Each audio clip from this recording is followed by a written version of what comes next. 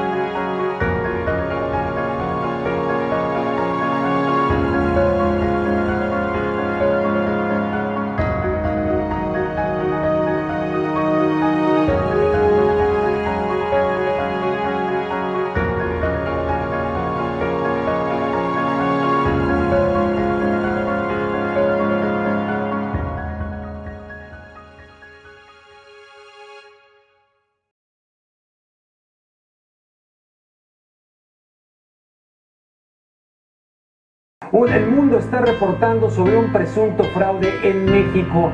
La libertad de expresión hoy parece una facilidad que se da por un hecho, pero su ausencia y búsqueda llevó a un cambio muy significativo en nuestro país, a una revolución.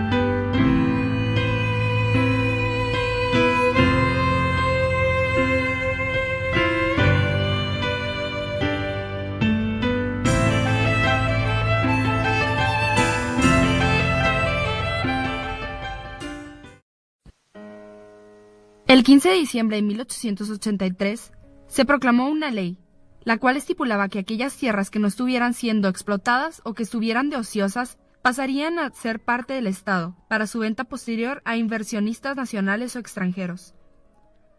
Al principio del Porfiriato, las tierras comunales representaban el 40% de las tierras laborales, pero para 1910 ya solo constituían el 5% de las tierras, ya que las propiedades estaban controladas por solo 29 personas, entre los cuales se encontraban Porfirio Díaz, Manuel Romero Rubio, José Ives Dimantur, entre otros. Durante el Porfiriato hubo varias manifestaciones literarias que se mostraron a favor y en contra del gobierno del general oaxaqueño. El realizar publicaciones era una actividad que conllevaba grandes riesgos, ya que implicaba cuestionar la autoridad del presidente Díaz. Podemos encontrar dentro de la clase intelectual publicaciones tales como El Renacimiento, dirigido por Ignacio Manuel Altamirano, desde el cual se analizaban los problemas que tenía el país durante ese tiempo, desde diferentes puntos de vista.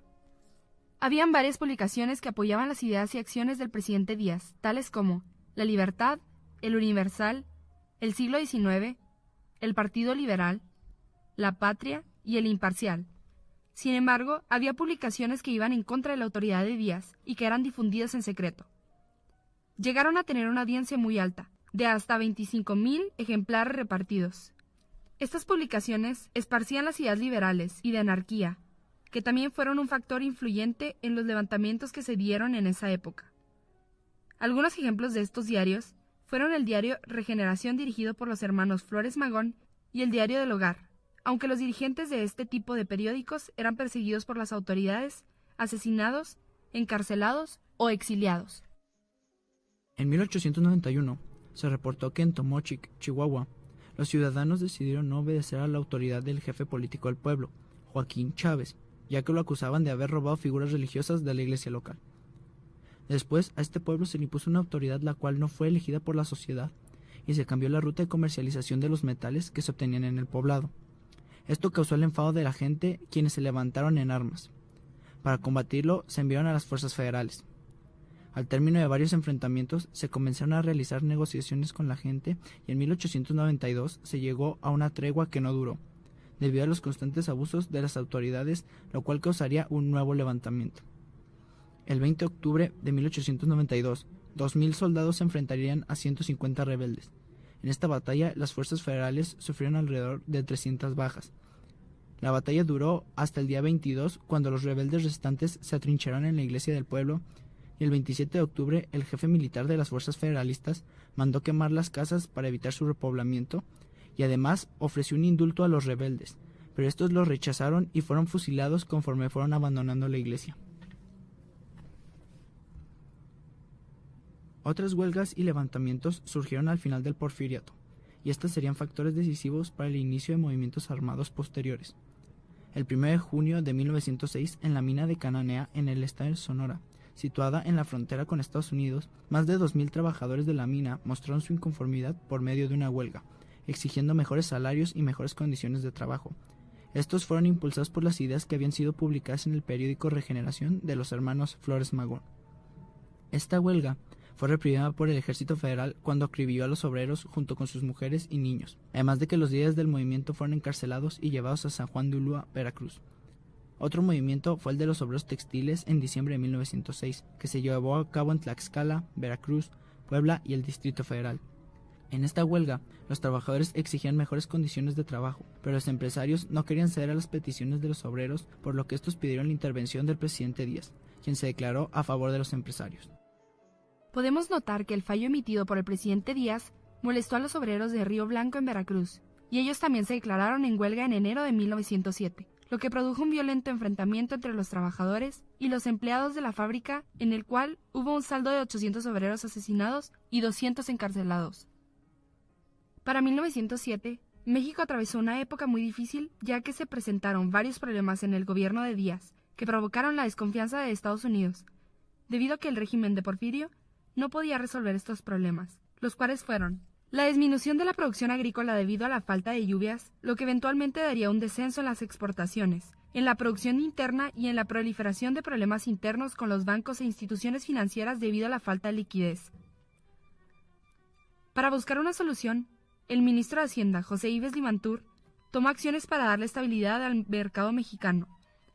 Una de estas es la creación de la Caja de Préstamos para Obras Públicas y Regadío, la cual emitiría bonos por hasta $50 millones en los mercados de capitales internacionales, además de firmar tratados con banqueros y dueños de instituciones bancarias. Para este punto, el gobierno de Porfirio Díaz comenzaría a dar muestras de envejecimiento y sus opositores comenzarían a plantear una destitución. Otra huelga que se dio en 1908 fue la de los mecánicos del Ferrocarril Central, en el cual el servicio estuvo parado durante 6 días debido a que 6.000 trabajadores habían dejado sus puestos de trabajo. A los obreros se les dijo que si no volvían a trabajar serían despedidos, y como consecuencia, la huelga perdió fuerza, y los obreros regresaron a sus puestos de trabajo.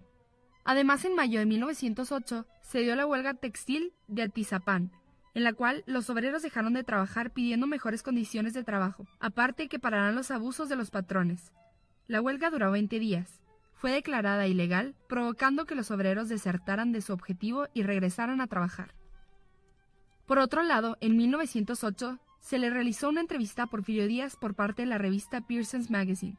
El entrevistador fue James Creelman, y en la entrevista, Díaz dijo que México estaba listo para la democracia. Admitía que ya había tenido un gobierno patriarcal, que había sido obligado a permanecer en el poder y que planteaba su retiro. Aun cuando había dicho en la entrevista que se retiraría, en 1910 se volvió a postular, dando inicio al periodo de la Revolución Mexicana. Cuando iba a concluir el último periodo presidencial de Díaz, del Partido Liberal Mexicano surgió un gran personaje de la Revolución, Francisco Ignacio Madero, quien, en 1909, publicó sus libros, La sucesión presidencial de 1910 y El Partido Liberal, en los cuales se declaraba al favor del constitucionalismo y mencionaba que Porfirio Díaz representaba un obstáculo para el avance y progreso del país. Posteriormente, Madero se lanzaría como candidato a la presidencia de la República en 1910 por parte del partido antirreeleccionista. José de la Cruz Porfirio Díaz Mori nace el 15 de septiembre de 1830 en Oaxaca de Juárez, Oaxaca. En 1843 comenzó sus estudios en el Seminario Conciliario y posteriormente trabajó como profesor en el instituto, como armero y como carpintero. Ingresó al Instituto de Ciencias y Artes de Oaxaca para estudiar la carrera de leyes. Sin embargo, no pudo concluirla debido a los conflictos políticos que había en el país. En 1854 inició su carrera política. El 9 de agosto de 1855, Santa Anna renunció a la presidencia y se embarcó en el puerto de Veracruz rumbo a Cuba. Juan Álvarez, quien había encabezado la revolución, se convirtió en presidente provisional. El 27 de agosto, Benito Juárez regresó de su exilio en el extranjero y fue nombrado gobernador de Oaxaca. Celestino Macedonio, quien era secretario de gobierno estatal, nombró a Díaz como jefe político del distrito de Ixtlán. Conoció a la zapoteca Juana Catalina Romero, con quien tuvo una relación amorosa y con quien años más tarde, durante el Porfiriato, impulsó el desarrollo del Istmo. En 1858 luchó contra los conservadores en la Guerra de Reforma y tras ocupar el puesto de general en 1861, luchó contra la intervención francesa. Fue jefe de brigada en Acultzingo en abril de 1862. Participó en la batalla de 5 de mayo al lado de Ignacio Zaragoza y en 1863 tomó parte en la defensa de Puebla. En este mismo sitio protagonizó poco después una brillante acción militar, cuando realizó un asalto sangriento y rápido contra sus enemigos de esta ciudad, que se refugiaron en los cerros de Loreto y Guadalupe. Sin perder tiempo, avanzó hacia las afueras de la ciudad de Puebla y la tomó el 2 de abril de 1867, hecho que fue de gran trascendencia militar, pues adelantó la caída del imperio de Maximiliano y el triunfo de Juárez. En 1867 se casa con Delfina Ortega Díaz, hija de su hermana Manuela. En ese matrimonio tuvo a sus hijos Porfirio y Luz. En 1867 buscó alcanzar la presidencia frente a Juárez, cosa que no sucedió. Y en 1871 trata de ocupar la presidencia, pero fracasa de nuevo. Designado candidato a la presidencia por el Partido Progresista, fue derrotado por Juárez. El 8 de noviembre de 1871 lanzó el llamado Plan de la Noria en contra de Juárez, en el que se pronunciaba contra el reeleccionismo y el poder personal a favor de la Constitución de 1857 y de la libertad electoral, pero su plan fracasó. El 18 de julio de 1872, tras la muerte del presidente Benito Juárez, Sebastián Lerdo de Tejada lo sustituye en el poder y Díaz decide sublevarse ante su gobierno. El 10 de enero de 1876, por medio del Plan de Tuxtepec, el cual desconocía al gobierno de Lerdo de Tejada, reconocía a la Constitución de 1857 y proclamaba al jefe del movimiento a Porfirio Díaz. Consiguió expulsar a Lerdo y accedió a la presidencia. Lerdo muere el 21 de abril de 1889 en la ciudad de Nueva York.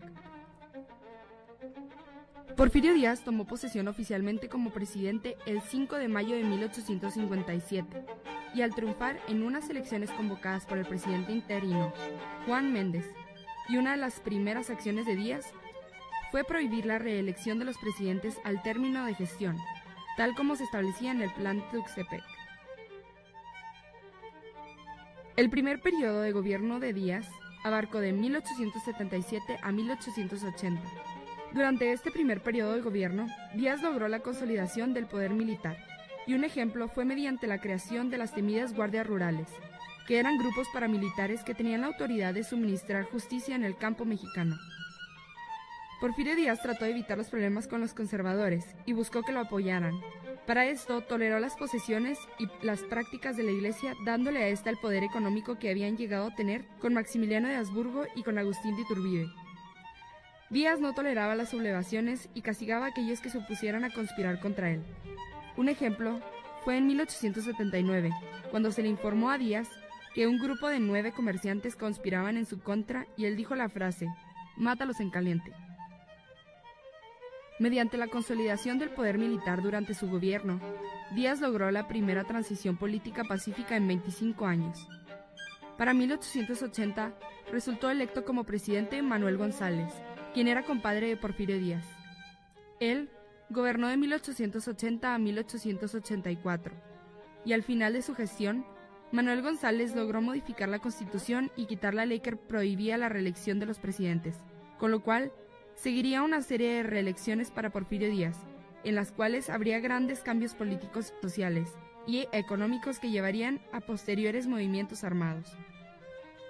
Durante el gobierno de Díaz hubo un gran desarrollo económico e industrial, ya que los esfuerzos de su gobierno se centraron en el avance económico del país. Logró la expansión de las exportaciones y las inversiones nacionales y extranjeras. Aumentó la cantidad de vías férreas que había en el país, pasando de 276 kilómetros a 20.000 kilómetros de vías de ferrocarril. También logró la abolición de aduanas internas, que tanto dificultaban el comercio nacional. Logró la instauración de la electricidad como la fuente principal de energía y el desarrollo de estructuras bancarias en el país.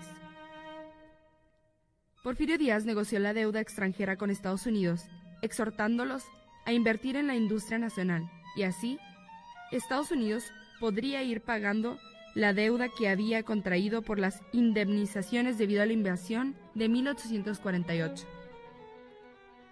Durante su gobierno, las exportaciones aumentaron en gran medida, y gran parte de estas provenían de la minería, donde el 21% eran minerales industriales y el 79% eran metales preciosos, de los cuales el 21% era de oro y el 79% era de plata. Igualmente, habría un incremento importante en la exportación de productos agrícolas. Se calcula que para 1874 las exportaciones tendrían un valor de 27.5 millones y para 1910 las exportaciones tendrían un valor de 146 millones. Sin embargo, aunque en el país hubo gran desarrollo industrial, habría varios problemas económicos durante el Porfiriato, los cuales serían una gran diferencia en las tecnologías que se usaban en la época. Habría un control discrecional de la economía y que sería controlada por grupos pequeños. Habría disparidades regionales y una desigualdad brutal en la distribución de riquezas en el país. Esto, eventualmente, junto con una situación social que se vivía en ese entonces, vendría a dar como resultado múltiples movimientos obreros. En este periodo se instauraron las leyes de desamortización, las cuales obligaron a los indígenas a entrar a trabajar a las haciendas aledañas. Habría dos tipos de trabajadores: los acasillados o peones de hacienda, los cuales operaban formas de trabajo fijo y generalmente no asalariado, y estaban los peones libres, que eran los que hacían trabajos eventualmente asalariados. En este punto el negocio agrícola era uno muy rentable, ya que dejaba cuantiosas ganancias, pero los que sufrieron estas medidas fueron los acasillados, a quienes se les pagaba con vales, los cuales solo podían ser cambiados en las conocidas tiendas de raya, que eran comercios locales en los cuales se podía encontrar el artículo por precios muy elevados. Generalmente, para los obreros el salario era insuficiente para poder cubrir todas sus necesidades, con lo cual el acasillado se endeudaba para poder sobrevivir. Sin embargo, no podía dejar la hacienda hasta que saldara su deuda, pero sí se le permitía al acasillado pasar las deudas de padres a hijos. Debido a estas condiciones, hubo varios levantamientos indígenas. Un ejemplo es el levantamiento de los yaquis en 1896. Y aunque llegaron a acuerdos con los indígenas, los constantes abusos por parte de las autoridades provocaban que los yaquis se levantaran en armas. Durante el Porfiriato serían comunes las condiciones de trabajo de explotación, de miseria, largas jornadas de trabajo y poco salario. Además que a las mujeres y niños se les pagaba incluso menos que al trabajador común. En el norte del país, debido a la falta de mano de obra, habría beneficios para los trabajadores, pero en el centro y sur del país reinarían las condiciones de miseria y explotación. Los grupos que se encontraban sometidos durante el Porfiriato se expresarían a través de manifiestos o huelgas para dar a conocer las injusticias que estaban sufriendo.